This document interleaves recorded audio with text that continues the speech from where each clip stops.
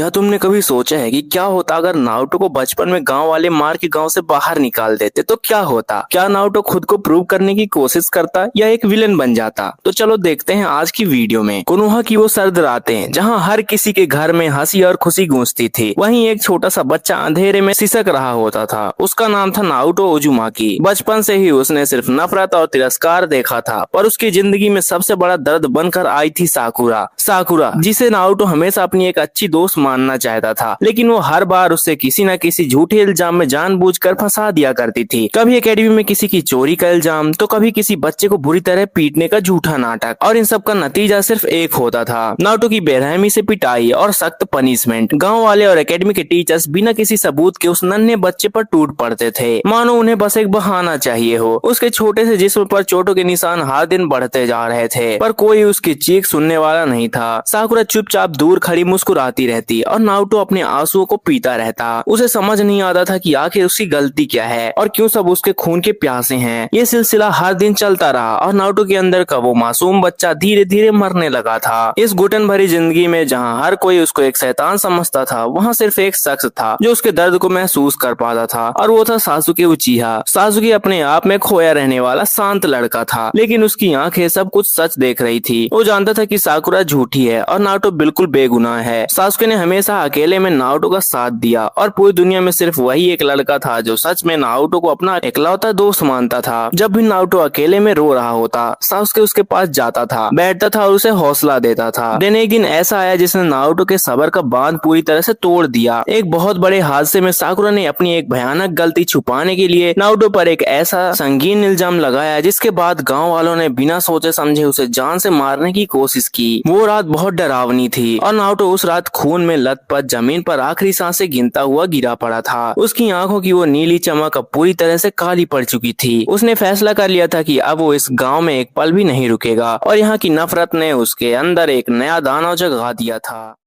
उस काली और डरी हुई रात में जब पूरा कोनोहा गांव गहरी नींद में सोया हुआ था, तब नारुतो ने चुपचाप अपना थोड़ा सा सामान बांधा। उसके छोटे से जिस्म से अभी भी खून गिर रहा था, पर उसकी आंखों में आंसू की जगह एक अजीब सी आग जल रही थी। वो बिना किसी को बताए कोनोहा की ऊंची चारदीवारी क्रॉस कर हमेशा के लिए इस नर्क से निकल जाना चाहता था। लेकिन गाँव के दरवाजे से पहुंचने से ठीक पहले ही उसे किसी के दबे हुए कदमों की आहट सुनाई दी। वो कोई और नहीं बल्कि हिनाटा ह्यूगा थी। हिनाटा जो हमेशा दूर से नारुतो की चुपचाप फिक्र करती थी। उसकी ऐसी बुरी हालत देखकर और उसे हमेशा के लिए गांव छोड़कर जाता देख बुरी तरह रोने लगी। वो आगे बढ़कर उसको रोकना चाहती थी, पर नारुतो ने उसके आंसू पोंछते हुए बड़ी शांति से कहा कि यहाँ रुकने का मतलब उसकी मौत है। नारुतो ने उसे अपनी दोस्ती की कसम खिलाई कि वो उसके जाने का राज और रास्ता कभी किसी को नहीं बताएगी। और हिनाटा जो सच में उसके दर्द को गहराई से समझती थी, उसने रोते हुए हमेशा के लिए वादा किया। देन नारुतो बिना दोबारा पीछे मुड़े उस घने अंधेरे जंगल में हमेशा के लिए गायब हो गया और अपने पीछे छोड़ गया एक ऐसा भयानक सन्नाटा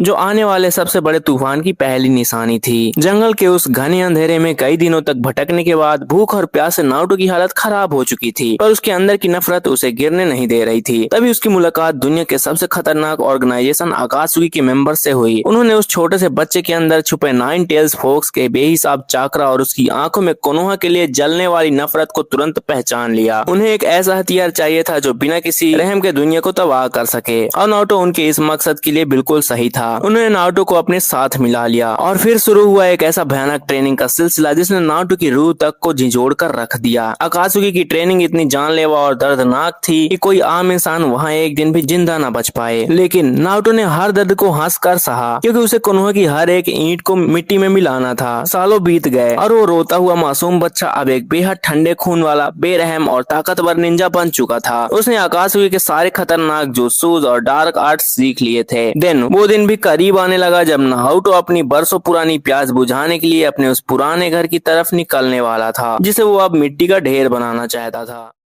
सालों का लंबा वक्त बीत चुका था और कोनोहा गांव पहले से भी कहीं ज्यादा शांत और ताकतवर हो चुका था। गांव वालों ने उस मासूम नारुतो और अपने किए गए जुल्म को पूरी तरह से भुला दिया था, लेकिन एक शख्स ऐसा था जिसकी आंखों में आज भी उस दर्दनाक रात के निशान जिंदा थे। वो और कोई नहीं बल्कि सासुके उचिहा था। अपने इकलौते दोस्त को खोने के गहरे गम ने सासुके को अंदर से पूरी तरह तोड़ दिया था, और उसने अपनी इस सबसे बड़ी कमजोरी को अपनी सबसे महान ताकत में बदल दिया। उसने दिन रात एक करके ऐसी जानलेवा और कठोर ट्रेनिंग की कि वो पूरे कोनोहा का सबसे ताकतवर निंजा बन गया। अब वो ऑफिशियली गांव का विलेज प्रोटेक्टर था, जिसकी चमकती तलवार किसी भी दुश्मन को पल भर में काट सकती थी। उसकी सिर्फ एक कसम थी कि वो अब इस गांव में किसी भी बेगुनाह का खून नहीं बहने देगा। देन दूसरी तरफ साकुरा थी, जो अब एक घमंडी और जानी मानी निंजा बन चुकी थी। उसे लगता था कि उसने अपने सभी झूठे और घिनौने इल्जामों की सच्चाई को हमेशा के लिए दफना दिया है और अब उसकी झूठी शान को कोई नहीं तोड़ सकता। लेकिन वो इस बात से अनजान थी कि उसका बीता हुआ कल मौत बनकर वापस आने वाला है। एक दिन जब कोनोहा में सब कुछ हमेशा की तरह बहुत शांत लग रहा था, अचानक आसमान में घने काले बादल छाने लगे। हवा में अचानक से एक ऐसी भयानक ठंडक और जानलेवा दबाव फैल गया कि आम लोगों के सांस लेने तक में बेहद मुश्किल हो रही थी। गांव के चारों तरफ बनी मजबूत मैजिकल बैरियर अचानक से कांच की तरह टूट गया और पूरे गांव में खतरे का इमरजेंसी सायरन पूरी तरह से बजने लगा। सभी ताकतवर निंजाज और गार्ड्स अपने हथियार लेकर तुरंत बाहर निकल आए, पर जो उन्होंने अपने सामने देखा उसने उनके पैरों तले जमीन खिसका दी। धूल और धुएं के बीच से एक अकेला शख्स धीरे धीरे गांव के अंदर कदम रख रहा था। उसने काले रंग का लंबा आकाशुकी क्लॉक पहना हुआ था, लेकिन सबसे ज्यादा डरावना उसका वहसी चक्र था जो किसी जिंदा दानव जैसा महसूस हो रहा था। गांव के सनसनी निंजाज उसकी असीम ताकत को महसूस करके ही डर से कांपने लगे थे। दिन वो शख्स चलते हुए गांव के ठीक बीच बीच आकर खड़ा हो गया और उसने धीरे से अपना चेहरा ऊपर किया। उसकी खून जैसी लाल आंखें देखकर वहां खड़े हर शख्स का खून जम गया, क्योंकि मौत का दूसरा नाम बनकर नारुतो उज़ुमाकी अपने ही गांव को तबाह करने लौट आया था।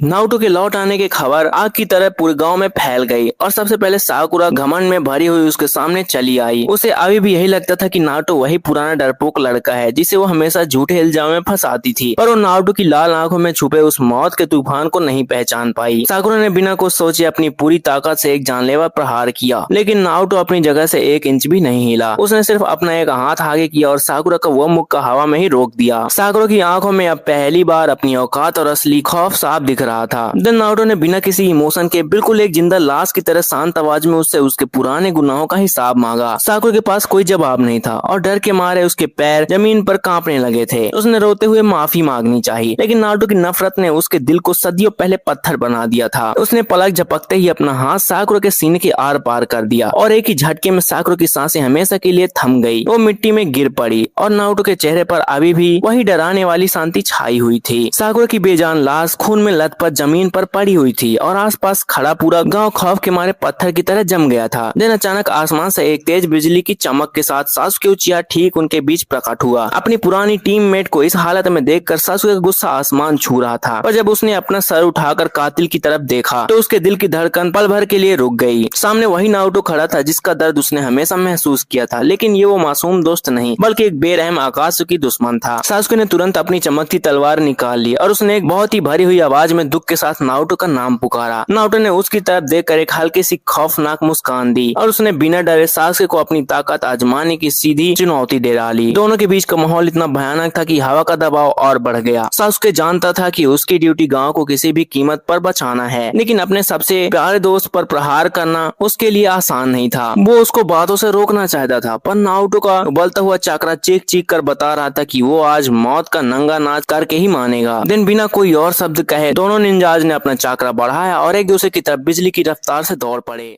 दोनों की टक्कर इतनी भयानक थी कि आसपास की जमीन बुरी तरह फट गई और हवा में एक बहुत बड़ा धमाका हुआ। नारुतो के हर एक वार में सिर्फ मौत और नफरत छिपी थी, लेकिन सासुके उसे जान से मारने के इरादे से नहीं लड़ रहा था। वो सिर्फ नारुतो को किसी तरह रोकने की कोशिश कर रहा था, पर आकाशुकी में सदियों की डार्क ट्रेनिंग ने नारुतो को एक ऐसी बेलगाम ताकत बना दिया था जिसके सामने टिकना लगभग नामुमकिन था। नारुतो ने अपनी लाल चक्र तलवार से सासुके पर कई खतरनाक हमले किए और हर एक प्रहार के साथ कोनोहा के कई घर मिट्टी में मिलते जा रहे थे। सासुके को समझ आ गया कि सिर्फ ताकत से इस क्रोधित दानव को हराया नहीं जा सकता और अब उसको हर हाल में नारुतो के उस पत्थर दिल तक पहुंचना ही होगा। उसने अचानक अपनी तलवार को जमीन में गाड़ दिया और अपने दोनों हाथ आगे फैला दिए। ये देखकर नारुतो का खून और खौल उठा, लेकिन वो अपना आखिरी वार करने के लिए जैसे ही आगे बढ़ा, सासुके ने रोते हुए उसे उसकी बचपन की वो सच्ची दोस्ती याद दिलाई। सासुके उसको जोर जोर से पुकारता रहा, पर नारुतो का वहसी चक्र अभी भी आग उगल रहा था और उसने सासुके की छाती पर अपना जानलेवा हाथ रख दिया था। नारुतो का जानलेवा पंजा सासुके के सीने को चीरने ही वाला था, लेकिन ठीक उसी पल सासुके ने नारुतो के दोनों गालों को अपने हाथ में पकड़ लिया। उसने अपनी आंसू भरी आंखों से उस खतरनाक दुश्मन को देखा और बिना डरे अपनी सच्ची दोस्ती का वो अटूट रिश्ता उसके सामने रख दिया। सासुके ने नारुतो को उन अंधेरी रातों की याद दिलाई जब वो दोनों अकेले बैठकर आसमान के तारे गिना करते थे, पर नारुतो आग बबूला होकर चिल्लाता रहा कि कोनोहा ने उससे उसका सब कुछ छीन लिया है। देन सासुके ने उसे आगे बढ़कर कस के गले लगा लिया और बच्चों की तरह जोर जोर से रोने लगा। सासुके की उस सच्ची पुकार और उसके गर्म आंसुओं ने नारुतो के अंदर जमी हुई उस सदियों पुरानी बर्फ को धीरे धीरे पिघलाना शुरू कर दिया। नारुतो के दिमाग में हिनाटा का वो आखिरी वादा और सासुके की दोस्ती का सच चमकने लगा, लेकिन आकाशुकी का डार्क जादू उसको वापस अपने अंधेरे में खींच रहा था। पर सासुके ने हार नहीं मानी और अपना थोड़ा सा पवित्र चाक्रा नारुतो के टूटे हुए दिल में उतार दिया। देन अचानक से एक बेहद शांत और सफेद रोशनी वहां से निकली और नारुतो की आंखों का वो लाल डरावना रंग वापस से मासूम नीला होने लगा। उसके अंदर का वो खतरनाक शैतान हमेशा के लिए शांत हो चुका था और वो वापस अपने उसी पुराने दोस्त सासुके के कंधे पर गिरकर बच्चों की तरह रोने लगा।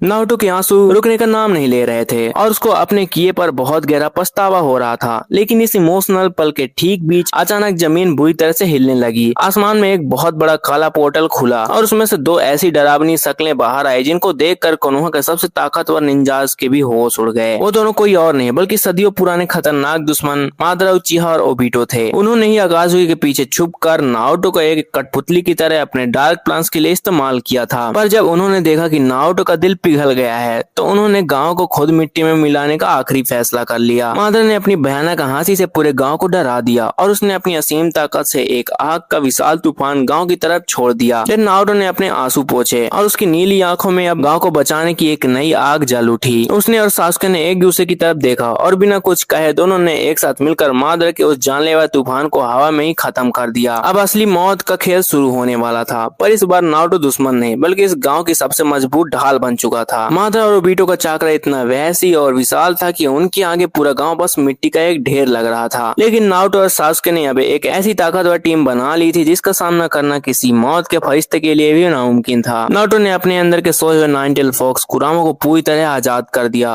और सासुके ने अपने काले सुसनों के आर्मर से उस विशाल सुनहरी लोमड़ी को ढक दिया। ये एक ऐसी जादुई और दिव्य ताकत थी जिसको सदियों से किसी ने नहीं देखा था। मादरा ने अपने हजारों भारी हथियारों से उन पर ताबड़तोड़ हमला किया, पर सासुके की चमकती सुसनो तलवार ने हर एक वार को तिनके की तरह काट कर रख दिया। देन ओबिटो ने एक चाल चलना चाहा, लेकिन नारुतो की तेज रोशनी और उसकी ताकतवर रासंगान ने ओबिटो के उस जादू को हमेशा के लिए मिटा दिया। दोनों तरफ से हमला इतना तेज था कि आसपास के पहाड़ भी उनकी आवाज से टूटकर जमीन पर गिरने लगे थे और आखिरी में नारुतो और सासुके ने अपनी पूरी जान लगाकर एक ऐसा विशाल चक्रा ब्लास्ट किया जिसने मादर और ओबिटो को उनके घमंड के साथ हमेशा के लिए राख में मिला दिया। दोनों ताकतवर दुश्मन राख बन चुके थे, पर ठीक उसी पल आसमान का रंग और भी ज्यादा काला पड़ने लगा था, मानो कोई सबसे बड़ी आफत अभी आना बाकी थी।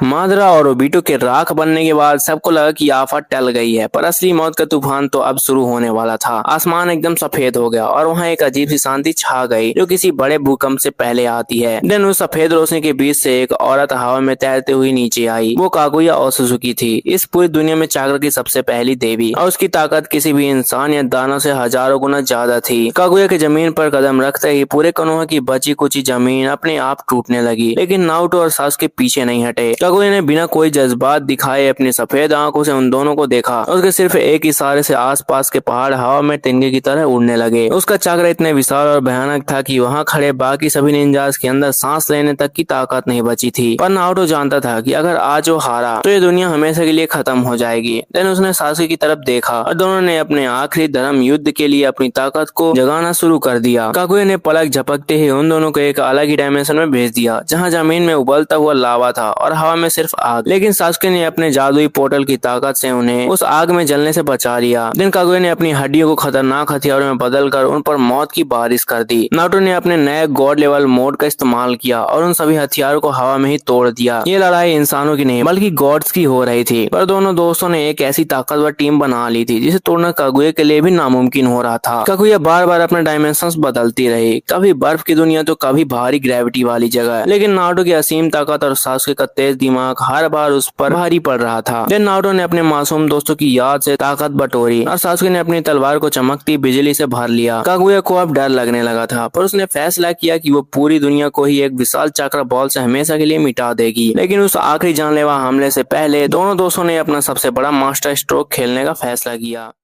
कागुया अपने उस विशाल चक्रा बॉल को उनकी तरफ फेंकने ही वाली थी। अचानक सासुके ने अपने जादुई रिनेगान का इस्तेमाल किया। उसने पलक झपकते ही अपनी जगह बदली और कागुया के ठीक पीछे पहुंच गया। कागुया गुस्से में पीछे मुड़ दी। देन ठीक उसी पल नारुतो ने अपने हजारों शैडो क्लोन्स बना दिए, जिन्होंने कागुया को हर तरफ से घेर लिया। कागुया ने चीख मारते हुए अपने जानलेवा हथियार से उन क्लोन्स को मारना शुरू किया, पर ये सिर्फ उनका एक चक्रव्यूह था जिसमें वो देवी पूरी तरह फंस चुकी थी। असली नारुतो आसमान से एक विशाल चमकती हुई राशन शूरिकेन लेकर सीधे कागुया पर टूट पड़ा। कागुया के पास बचने का कोई रास्ता नहीं था, लेकिन उसने अपनी आखिरी गॉड वाली ताकत लगाकर एक आखिरी मजबूत शील्ड बनानी चाहिए। देन सासुके ने अपनी काली तलवार से पूरी ताकत लगाकर उसके शील्ड को तोड़ दिया और नारुतो का वो भयानक हमला सीधे कागुया के सीने पर जा लगा। एक इतना बड़ा धमाका हुआ जिसकी सफेद रोशनी ने उन सभी डायमेंशंस को हमेशा के लिए मिटा दिया। कागुया की चीख उस मौत के सन्नाटे में दब गई और वो वापस से एक बेजान पत्थर की मूर्ति में बदल कर उसी डायमेंशन में हमेशा के लिए दफन हो गई। उन दोनों दोस्तों ने आखिरकार इस सबसे बड़े दुश्मन को हरा दिया था, पर उनके अपने जिस्म अब पूरी तरह से टूट चुके थे। कागुया के खत्म होने के बाद सासुके और नारुतो वापस अपने उस टूटे हुए गांव कोनोहा की मिट्टी पर लौट गए। गांव वालों ने जब आसमान से देखा कि उनका सबसे बड़ा दुश्मन अब इस पूरी दुनिया का सबसे महान रक्षक बन चुका है, तो सबकी आंखों में दुख और शर्म के आंसू थे। सबने अपने घुटनों पर बैठकर नारुतो से अपनी उस सदियों पुरानी गलतियों के लिए दिल से माफी मांगी, जिन्होंने उस मासूम बच्चे को एक बेरहम दानव बना दिया था। लेकिन नारुतो ने गुस्से में किसी को कुछ नहीं कहा, पर उसकी शांत आंखों में गांव वालों के लिए कोई नफरत बची ही नहीं थी। देन उस रोते हुए भीड़ को चीरते हुए हिनाटा आगे आई और उसने अपने घुटनों पर गिरकर नारुतो को कस के गले लगा लिया। वो अकेली थी जिसने इतने सालों में कभी उस पर अपना भरोसा नहीं खोया था, और नारुतो के आंसू भी आज सारी नफरत को बहा ले गए। सासुके एक तरफ खड़ा शांति से मुस्कुराता रहा, क्योंकि उसने अपना फर्ज निभाकर अपने उस अजीज दोस्त को मौत के मुंह से वापस पा लिया था। गांव को फिर से एक नए सिरे से बनाने का काम शुरू हुआ, लेकिन नारुतो अब किसी रिवेंज के अंधेरे में नहीं था। एक वक्त पर जो नारुतो इस गांव की सबसे भयानक मौत बनकर लौटा था, अब वही इस गांव की सबसे नई और सबसे चमकती हुई सुबह बन चुका था। देन दोनों दोस्तों ने आसमान की तरफ देखा और इस तरह उनकी सच्ची दोस्ती ने उस नफरत की सबसे लंबी और दर्दनाक रात को हमेशा के लिए खत्म कर दिया। तो वीडियो यहीं पे खत्म होती है। वीडियो कैसी लगी कमेंट में जरूर बताना। अगर अच्छी लगी हो तो वीडियो को एक लाइक जरूर से कर देना, और ऐसे ही मजेदार वीडियो देखने के लिए चैनल को सब्सक्राइब भी कर लेना। मिलते हैं नेक्स्ट वीडियो में, तब तक के लिए बाय बाय।